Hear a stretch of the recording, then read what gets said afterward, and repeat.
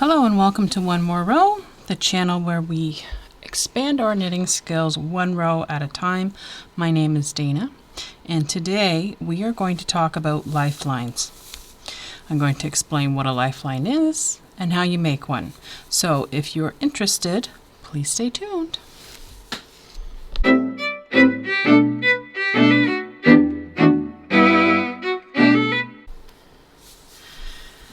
Okay, so a lifeline.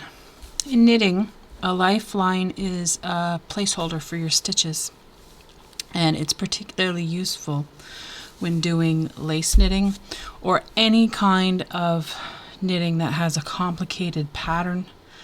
And if you found out you made a mistake, like here, it would be very difficult just to rip it out down to that spot and then to be able to pick up your stitches again. So what the lifeline does is it holds those stitches for you.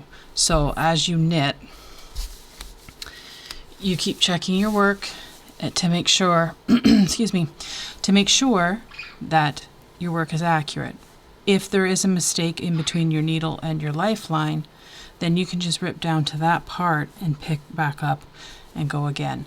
Now what I normally do with my lifelines, I don't let a lot of space happen in between them, probably about an inch.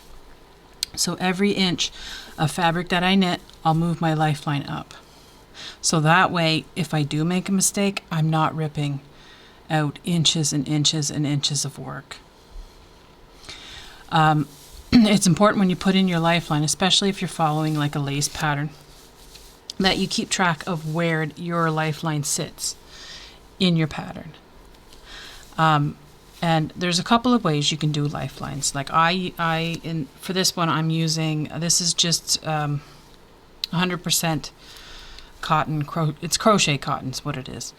I think this is a 10. It could be, or perhaps a 20, I'm not sure. It was just left over from a ball that I had. And there's a couple of different ways that you can do it. You can do a lifeline by threading a yarn needle and then going through, picking up your stitches and pulling the lifeline through and then just going along. I don't do it that way because I find it's a bit tedious. Now the one advantage of doing your lifeline that way is it doesn't matter what kind of stitch holders you use. With the way that I'm going to show you today, your choice of stitch holder is very important. And the kind of stitch holders that I would suggest that you use are the kinds that you can open that all look almost like a plastic safety pin, so that you can open them and take them off the needle without sliding them. You don't want closed stitch holders, and I will show you why. So the way I do my lifelines is I use interchangeable needles. There's a hole in your cord, and usually what that's for is to insert a little metal peg like this inside it in order to tighten or loosen your needle so that it doesn't come unthreaded as you're knitting. It's very useful for doing your lifeline because then what you can do is you can thread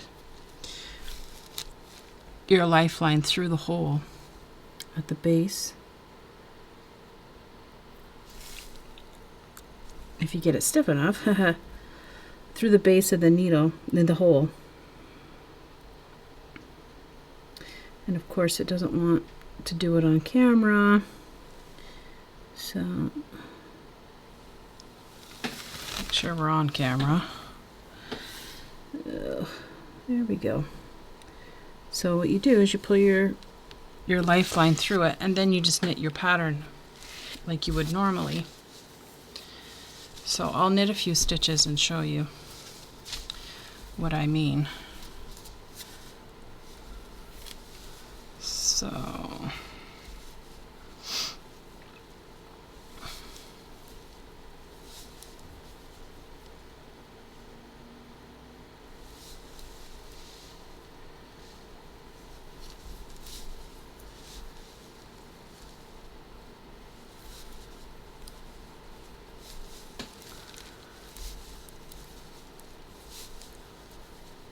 And I do apologize if this is really dark and hard to see, but unfortunately this happens to be the current project I'm working on right now that requires a lifeline, so it is what it is.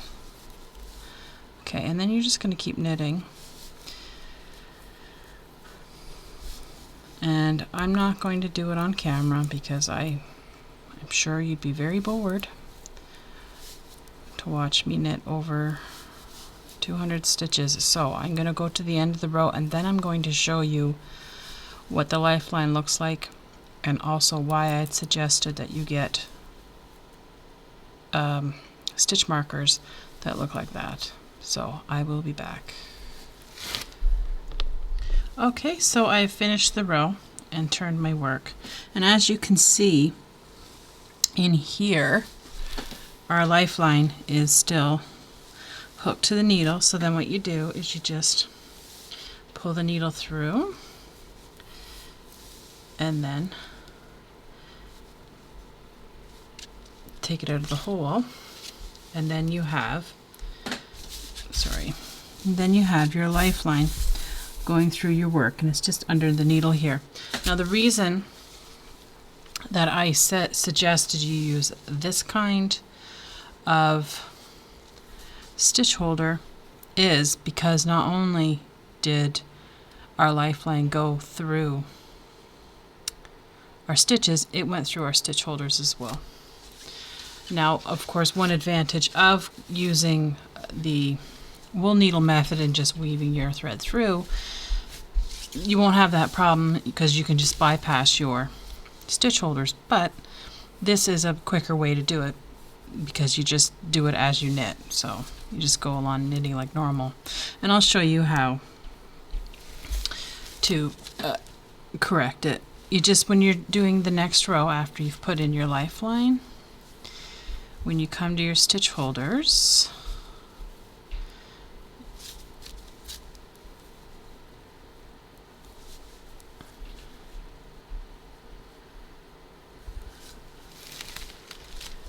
you just are going to get to your stitch holder and then just take it off your needle and undo it, slip it out from under the lifeline, put it back on your needle, and that's it.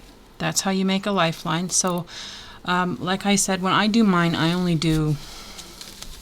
let about an inch go by. So if I had this lifeline here and it was down here, and say I'd made a mistake in here, it's quite easy for me to rip it out.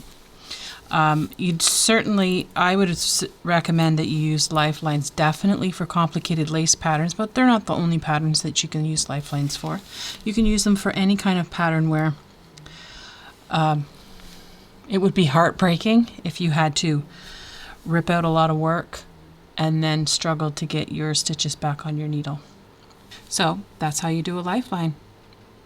So thank you for joining me today, and if you found this video to be helpful, or if you'd like to have anything to say about lifelines, whether you use them or don't use them, please leave a comment.